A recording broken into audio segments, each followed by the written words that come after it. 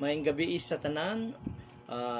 Aniya na usab kita sa padayon nga pagtuon sa pulong sa Ginoo o padayon natong pagatunan ang sulat ni Pablo, Apostol Peter sa mga Kristohanon sa Asia Minor.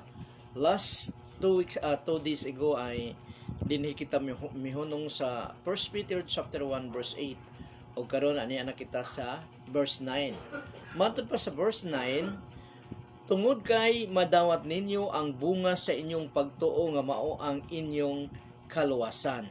So, muni ang giingon ni Apostol Peter sa mga Kristohanon sa Asia Minor nga mga buhi. So, klaro kay dinhi nga ang bunga sa pagtuo ay kaluwasan. Maluwas ang usa ka tawo kung siya ay mayroong pagtuo nga sa atong Ginoong Hesukristo, pagtuo ra gyud. Matod pa sa ni Apostol Paul sa mga Kristohanon sa Efesos sa Ephesians chapter 2 verse 8, kay tungod sa grasya sa Dios na luwas kamo pinaagi sa inyong pagtuo kang Hesukristo. Grasya sa atong Ginoong Dios. So unsa ba kining grasya sa atong Ginoong Dios in relation sa salvation sa atong mga kalag? Dahil ang usa ka tawo nga walay pagtuo sa atong Ginoong Hesukristo, ang tudlo sa Biblia nagaingon nga didto gid siya sa impyerno. So tungod sa grasya sa Ginoo nga gibuhat niya sa krus ng Kalbaryo, sa iyang pagpakamatay sa krus ng Kalbaryo para ang tanang tawo nga motuo kaniya, kinsa man ang tawo nga motuo kaniya ay maibalhin sa destruction ngadto sa iyang gingharian.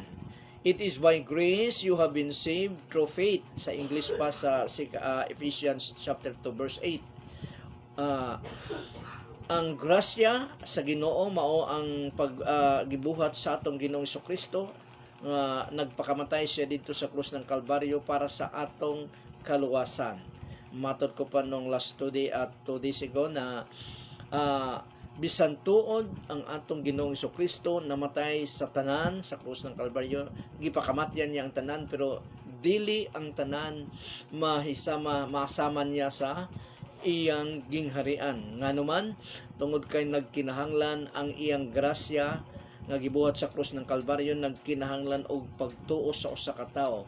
Dahil kung dili siya motuo sa atong Ginoong Hesukristo, i-reject gayud niya ang gibuhat sa atong Ginoo. Dili siya motuo sa gibuhat sa atong Ginoong Hesukristo nga mao'y magluwas kaniya dito sa kapahamakan. Mao na nga kinahanglan gayud ang pagtuo, dahil kung dili agi motuo ang usa ka tawo, baliwala sa iya si Jesus Christ og dili siya mosunod niini.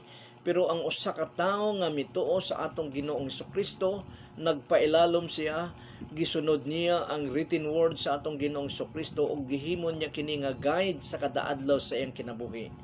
Matod pa sa pulong sa Ginoo ni King David, matod pa ni King David, guided with by the Holy Spirit, matod pa niya nga thy word or your word, O God, is the lamp unto my feet and the light unto my path.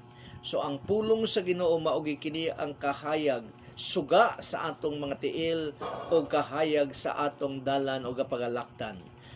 Your word, O Lord, is the lamp unto my feet and the light unto my path. Maayong gabi kay Heidi nga nananaw sa ato karon dito sa Hingoog City. Maayong gabi ide. Og tungod sa grasya sa Ginoo pinaagi sa atong pagtuo na luwas kita.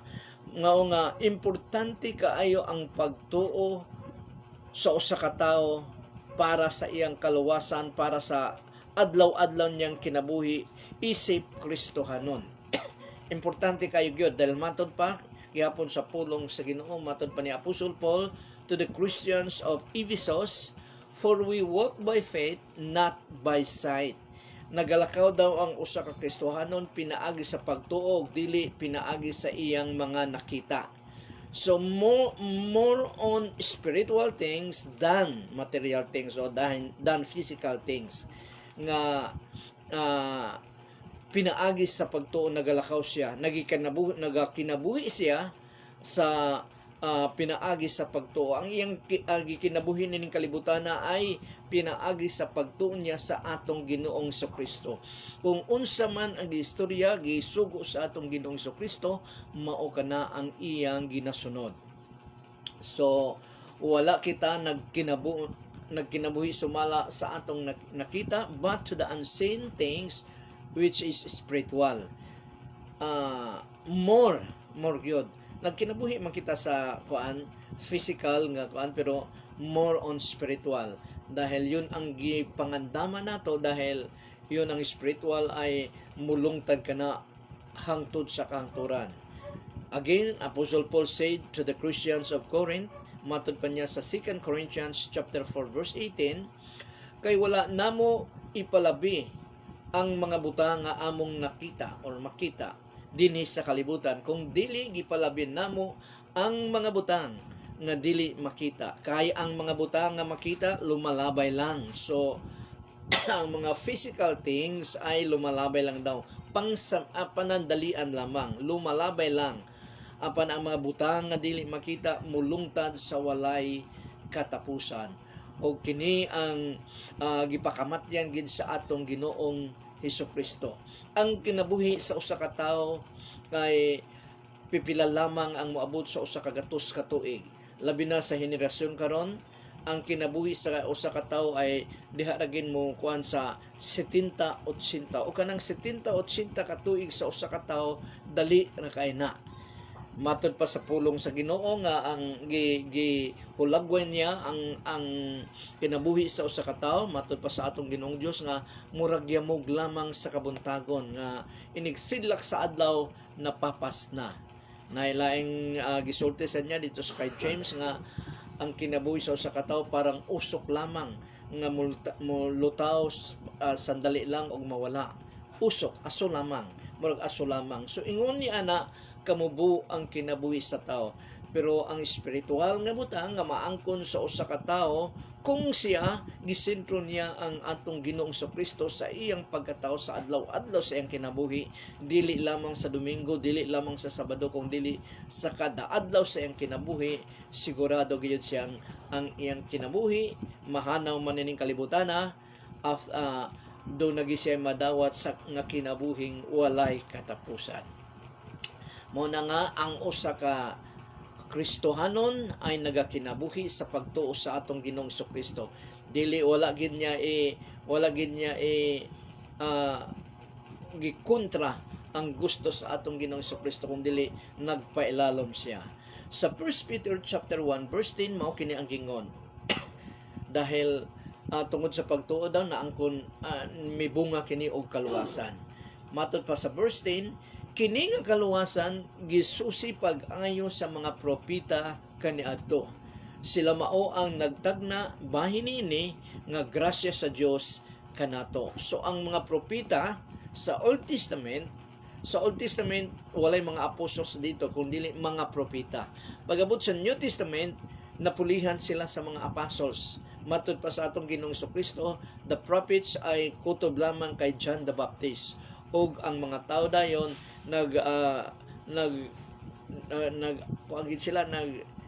lisod yun nga makasulod sila, pumilit gid sila nga mosulod sa gingharian sa Dios. So Old Testament is the prophets, New Testament are the apostles.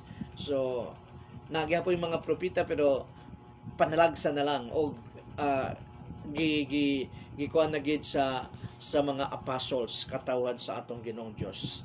The prophet searched intently with greatest care mahitungod ni ini nga kaluwasan. In their curiosity, perhaps, want to know exactly what manner of salvation God will give to humanity. They try to know the time and they speak of its realization. The prophets of old is just similar sa mga apostolis sa New Testament nga doon na sila yung mga kanang curiosity gyud pareha sa karon nga na ay mga klaro kayo nga gisugo ang atong Ginoong Dios, pero gusto nilang matuklasan ang hindi naman gaanong hindi naman priority sa atong Ginoong Dios. Gusto nilang matuklasan kung unsa ba gyud ang mahitabo sa umaabot. Pero kana nasulat na sa Book of Revelation kung unsa ang mahitabo sa usa ka Kristohanon nga matinud-anon sa atong Ginoong Dios. So atong makita dinhi ang tan-awon nato ang mga apostles ngayon kagaya ng mga prophets noon sa Old Testament kung paano sila ang ilang curiosity mahitungod sa mga butang nga wala pa nila nakita. Matud pa dinhi sa Acts chapter 1 verse 6 nga ngadto sa 8, usa niya ana kahigayon samtang nagatigom sila gipangutana nila si Jesus. Nining kini nga incident ay ang atong Ginoong Jesucristo ay mukayab na mobalik na sa langit after the resurrection. After 40 days nga nag-resurrect siya, mauna ni ang larawan.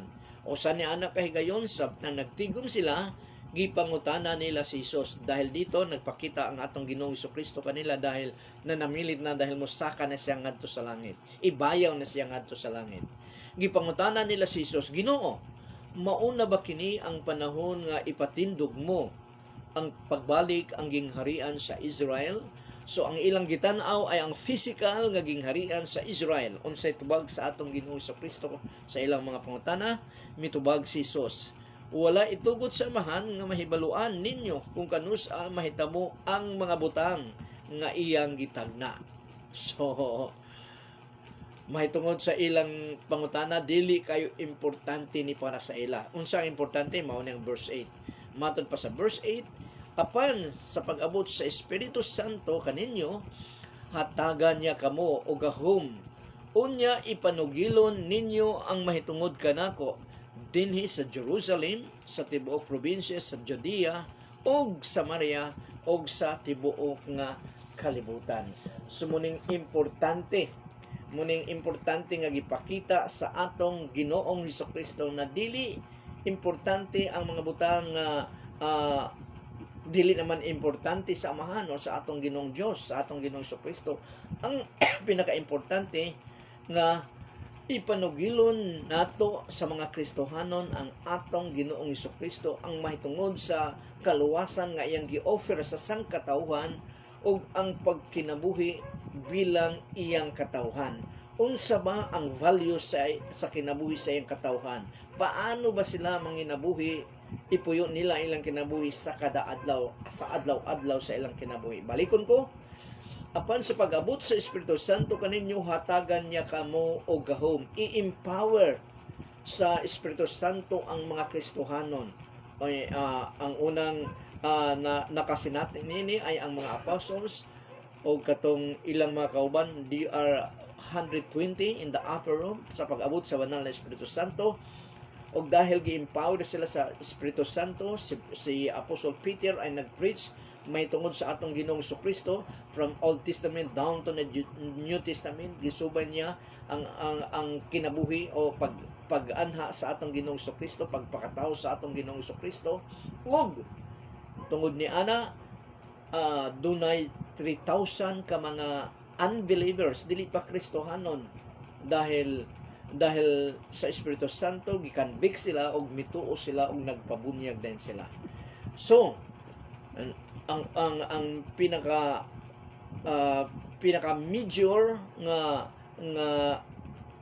gibuhat dinhi sa Espiritu Santo, gi-empower ang mga Kristohanon in relation sa kaluwasan. Gi-empower sila para sila ay manugilon sa atong Ginoo, mahitungod sa atong Ginoong Jesucristo sa Jerusalem daw unang-una, sunod sa Judea, sa Samaria, ug sa tibuok kalibutan. Mao na nga ang empowerment sa Espiritu Santo sa matag Kristohanon unang-una para i-share mo ang atong Ginoong Jesucristo ngadto sa uban nga wala pay pagtuo sa atong Ginoong Jesucristo para magkaroon sila ng kaluwasan. Bunga sa ilang pagtuo, kaluwasan. O bunga sa ilang kaluwasan, kinabuhing matarong nga nagasunod gayod sa atong Ginoong Jesucristo. Mao na nga ang dapat natong kabisihan, mao ang klaro nga gisugo kanato sa Ginoo, dili kadtong second priority na lang sa iyang gusto. Katong iya gayong gusto nga gisugo niya sa iyang katawhan nga mga Kristohanon, kita nga mga Kristohanon. So anaa na di ay daan ang Espiritu ni Jesus sa mga propeta sa Old Testament. So kauban na nila dahil ang atong Ginoong Jesucristo siya ang ikaduhang persona sa Dios nga nagpakatao. Ang Amahan wala nagpakatao, ang Espiritu Santo wala nagpakatao, ang anak lamang nga mao ang atong Ginoong Jesucristo nagpakatao. Dios siya nga nahimong tao, dili tao nga nahimong Dios kundi Diyos nga nahimong tao para ipakita niya, ideklara niya, i-reveal niya ang Diyos Amahan nga dili makita o ang Espiritu Santo nga dili makita. So, matod pa sa 1 Peter chapter 1 verse 11, gipahibalo na silang daan sa Espiritu ni Kristo nga anaa diha kanila. So, yun na nga. Ang iyang giingnan ani ang mga propeta ang gipahibalaan daw sa Espiritu ni Jesus Christ ang mga propeta sa Old Testament. Nganong naaman si Jesus sa Old Testament nga natao siya dinhi naman kay Mary sa New Testament.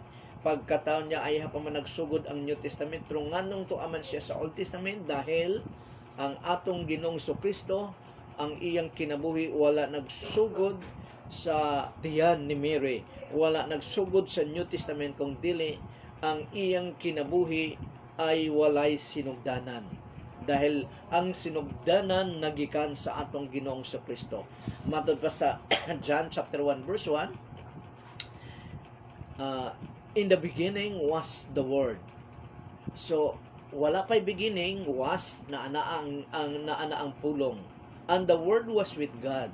Ang pulong daw, verbo, ay kauban sa Ginoo, sa Ginoong Diyos. And the Word is God. So, makita nato din nga naana ang pulong. Ang pulong daw, pag-abot sa verse 14, and the Word became flesh and lived among us.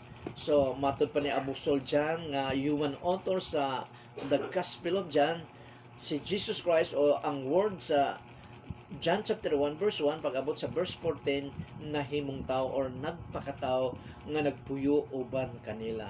So muna nga ang atong Ginoong Jesucristo ang iyang pagkatao nagsugod sa New Testament sa tiyan ni Mary, pero ang iyang kinabuhi, ang iyang pagkasiya walay sinugdanan dahil Diyos man siya. Mao na nga bisan wala pa siya physically na tao, anaan na siya sa Old Testament nga matod pa din sa verse 11, gipahibalo na silang daan sa Espiritu ni Kristo. So asa ba nato makita ang sumpay din sa verse 11, gipahibalo na silang daan sa Espiritu ni Kristo nga anaa diha kanila nga mag-anto siya og pagkahuman ni ana pasidunggan siya. Si Jesus Christ daw gi-reveal na sa Old Testament nga mag-anto siya. Gi-reveal na, giigna na ang mga propeta sa Old Testament mahitungod niini og mag-antos siya. So asa ba nato makita nga passage sa Old Testament o nga book sa Old Testament ang hulagway nga ang atong Ginoong Jesucristo mag-antos? Sa Isaiah, book of Isaiah chapter 52 verse 14 mabasa nato dinhi ang mahitungod sa atong Ginoong Jesucristo ang iyang pag-antos. Kining higayuna gihulagway dinhi sa book of Isaiah chapter 52 verse 14 nga anaa ang atong Ginoong Jesucristo paingon na sa cross ng Kalbaryo. Matod pa dinhi sa Isaiah chapter 52 verse 14, sama nga daghan ang nahibulong kaniya kay nadaot man pag-ayo ang iyang panagway og dili na kini hitsurang tao. Subugbog sarado ang atong Ginoong Jesucristo, makita nato na mabasa nato na sa New Testament. Bugbog sarado og matod pa dinhi sa propesya sa Old Testament nga dili na daw may itsura ang iyang dagway, nadaot na pag-ayo ang iyang panagway og dili na kini hitsurang tao. So sa tanang nakakita sa salida na The Passion, directed by Mel Gibson, og ang aktor niini ay si James Caviezel, nga grabe kayo na makita nato dito nga grabe ang pagbunal ni Jesus Christ, pero kato katiting lang kato layo ra ka ito sa giingon dinhi sa Isaiah 52 verse 14 nga dili na gyud may itsura nga tao ang atong Ginoong Jesucristo tungod sa atong kasalanan.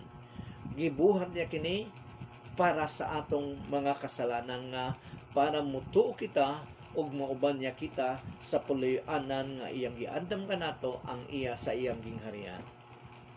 Og mipadayon ang hulagway sa prophecy sa pag-antos sa atong Ginoong Kristo sa Isaiah chapter 53 verse 4. Matod pa dinhi sa Isaiah chapter 53 verse 4, apan giantos niya kinsaning niya si Jesus Christ. Apan giantos niya ang mga kasakitan nga kita untay angay magantos o gipas-an ang atong mga alantoson. So ang dapat nga moantos nini kita unta dahil sa atong mga kasalanan, pero gikuha kini sa atong Ginoong Kristo. Ingon ni ana ang gugma sa atong Ginoong Dios. Matod ko pa sa una nga kung ang usa ka tawo, usa ka Kristohanon nagduda na sa gugma sa Ginoo, tan-awon lamang niya ang cross sa Kalbaryo kung paano gigugma siya sa atong Ginoong Dios through Jesus Christ. Gipakamatyan siya para ang kinabuhi nga walay katapusan, nga wala diligid matapos, ay maangkon niya kung siya ay mutuo lamang. Ngunit kung ang usa ka tawo mituo sa atong Ginoong Kristo, mubasagin siya sa pulong sa Ginoo para masunod niya ang gusto sa iyang gituohan. Kaya kung dili niya masunod ang gusto sa iyang gituohan nga mao si Jesus Christ, ang tawag ana ay tuo-tuo lamang, dili tinuod nga pagtuo, kung dili tuo-tuo lamang. So parehas na sa halimbawa doon ako'y anak, kag gisugo ko nga pagpalit sa dito, unsa may akong gisugo, pagpalit sa dito og spaghetti. Spaghetti kay gutuman. So moingon lang siya nga tay, oo pa. Pero pila na lang ka oras na nalimta na lang, walay nagpalit og sa gisugo siyang amahan. So muna nga ang tawag ana dili tuo, kung dili tuo lang. So padayon ta sa verse 5 ng Isaiah chapter 53, gani gisamaran siya tungod sa atong mga sala. Si Jesus Christ ay gisamaran tungod sa atong mga sala. Gibangkaw iyang tagiliran ug miagas ang dugo ug tubig. Gani gisamaran siya tungod sa atong mga sala, napango siya tungod sa atong pagkadaotan. Giantos niya ang mga kastigo nga maoy nakaluwas ka nato og pinaagi sa iyang mga labod na nga ayo kita. By His wounds or by His stripes we have been saved. So tungod daw sa iyang mga labod ay nangaluwas kita. So ang kining mga labod, kining nga kaluwasan kini sa atong mga kalag. Tungod sa kasakitan ni Jesus Christ, tungod sa pagpalansang niya sa krus ng Kalbaryo, ang atong espiritu, ang atong kalag nga moadto unta sa kalayo sa impierno dahil walay pagtuo sa Ginoo o dahil mituo kita, naluwas kita. By His stripe or by His wounds, we are saved or we are being saved. Padayon, matod pa din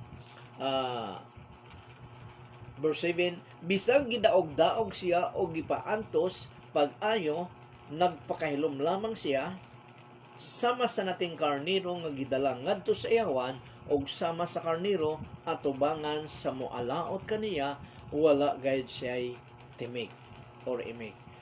Ang atong Ginoong Kristo, kaya kaayo niyang dili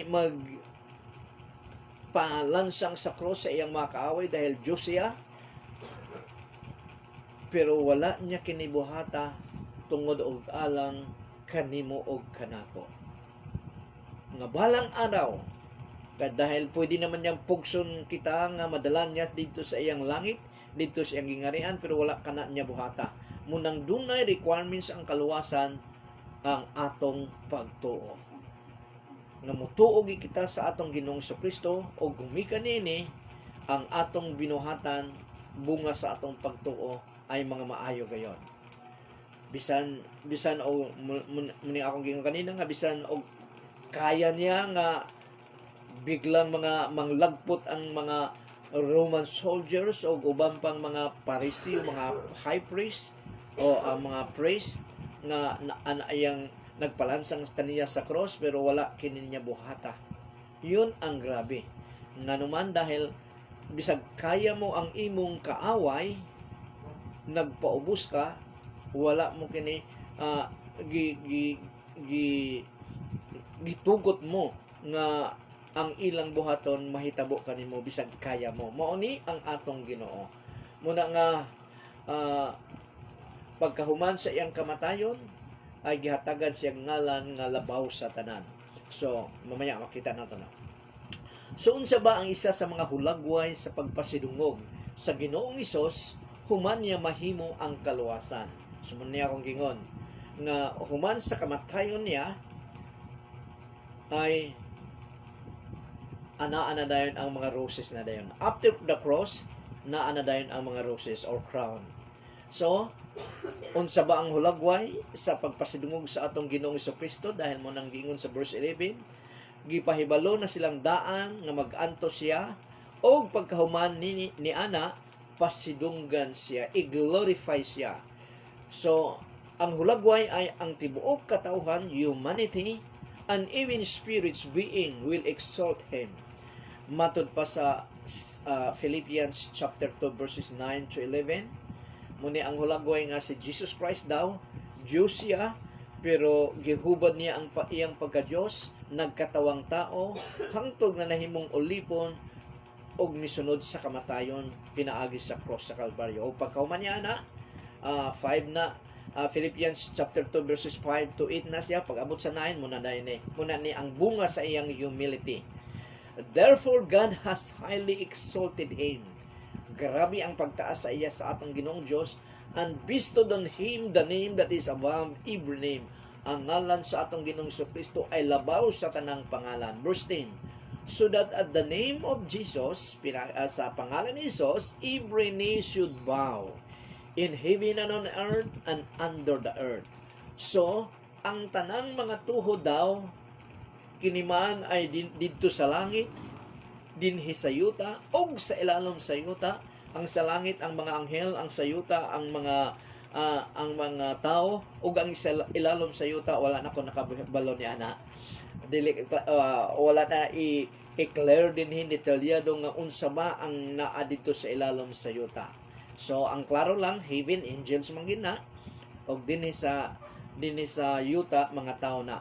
So and under the earth dayon, silang tanan, kitang tanan mulhod ato diha sa atong Ginoong Jesucristo. Ayaw mo man og dili moabot ang panahon nga ang usa ka tawo bisan ang usa ka tawo nga nag-reject sa atong Ginoong Jesucristo, mulhod sa atong Ginoong Jesucristo, ay hadayon siya ilabay sa lake of fire. Verse 11, and every tongue, dili lamang mulhod kundi and every tongue confess that Jesus Christ is Lord to the glory of the Father.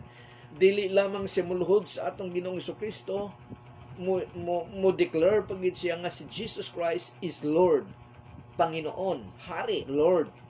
So, sa tanang matinud-anon nga mga Kristohanon, dili nilisod dahil ginabuhat na ni nato sa matag adlaw sa atong kinabuhi. Ang dili ang naga-reject sa atong Ginoong Jesucristo, malisod kanila, pero ilagi kining buhaton dahil pugson sila. Mulhod sila sa atong Ginoong Jesucristo, mo confess sila nga you are Lord, Jesus is Lord, ay hadayon sila ilabay sa kalayo sa imperno, to the lake of fire. Muna nga karon pa lamang gipakita sa atong Ginoong Jesucristo nga magkita ra gyapon sila sa mga tao nga naga-reject kaniya. Mga tao nga wala mosunod sa iyang kabubuton through His written word.